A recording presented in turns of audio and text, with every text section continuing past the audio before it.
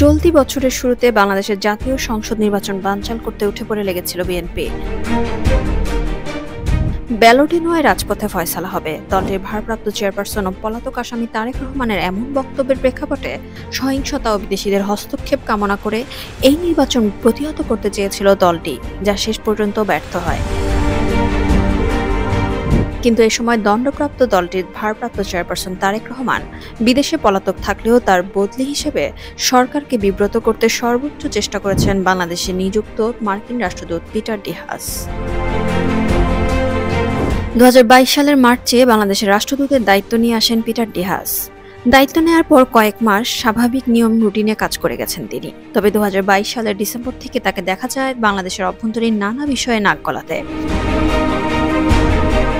2022 সালের 14 ডিসেম্বর গুম হওয়া ব্যক্তিদের স্বজনদের সংগঠন মায়ের ডাকের সঙ্গে বৈঠক করতে তেজগাঁয়ের শাহিনবাগে বিএনপির নিখোঁজ নেতা সাজিদুল ইসলাম সুমনের বাড়িতে যান তিনি। ওই বাড়িতে রাষ্ট্রদূতকে ঘিরে ধরে স্মারকলিপি হাতে তুলে দেওয়ার চেষ্টা করে মায়ের কান্না নামের আরেকটি সংগঠনের কর্মীরা,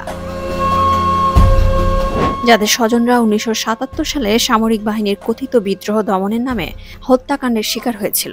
তখন তড়িঘড়ি করে পিটার হাস সেখান থেকে চলে আসেন।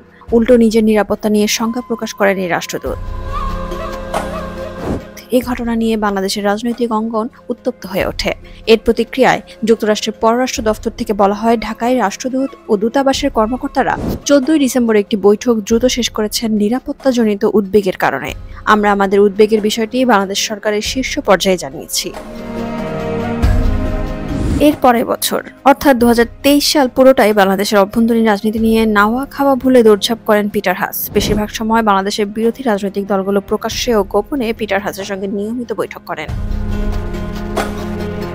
এমনকি যুদ্ধাপরাধী সংগঠন হিসেবে নির্বাচন কমিশনের নিবন্ধন হারানো জামায়াতে ইসলামের সঙ্গেও নিয়মিত যোগাযোগ রক্ষা করেন পিটার হাস ও তার অফিসের কূটনীতিকগণ।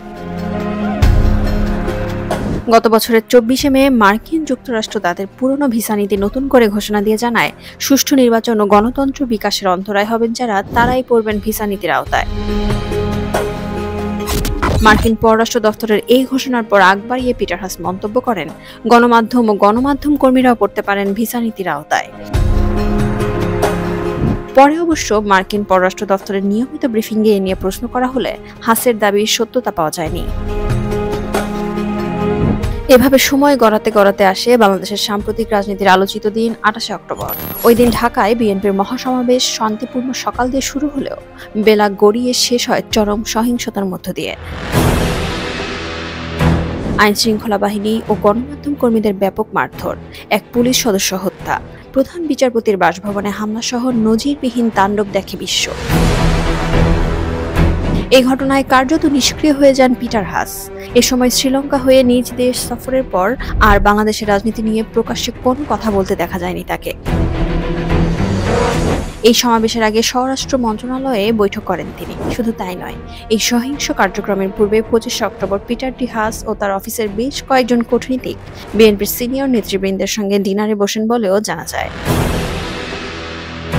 এ সময় কার্যত পিটার হাস নীরব থাকলেও তার হয়ে বক্তব্য প্রচার করে গিয়েছেন মার্কিন লবিস্টদের সঙ্গে নিবিড় সম্পর্ক রাখা সুশীল সমাজের প্রতিনিধিরা। অনেক বিশ্লেষকদের মতে তারেকের অবর্তমানে বিএনপিকে আগলে রেখেছেন পিটার হাস। আর এ লক্ষ্যে সিজিএস এর মতো মার্কিন সুবিধাভোগী কিছু এনজিও ও সুশীল দিয়েও চেষ্টা করেছিলেন, যদিও শেষ পর্যন্ত নিজ মিশনে ব্যর্থ হয়ে দায়িত্বের সময় পার হবার আগেই ফেরত যেতে হচ্ছে পিটার ডি হাসকে। বরং সম্প্রতি মার্কিন ডেপুটি পররাষ্ট্রমন্ত্রী ডোনাল্ড লু এর সফর হওয়া আলোচনায় বোঝা যাচ্ছে বাংলাদেশের সঙ্গে সম্পর্ক দৃঢ় করতে হাত বাড়িয়েছে যুক্তরাষ্ট্র, যদিও বিষয়টিকে যুক্তরাষ্ট্রের কৌশলগত অবস্থান হিসেবে মনে করছেন কূটনৈতিক বিশ্লেষকগণ।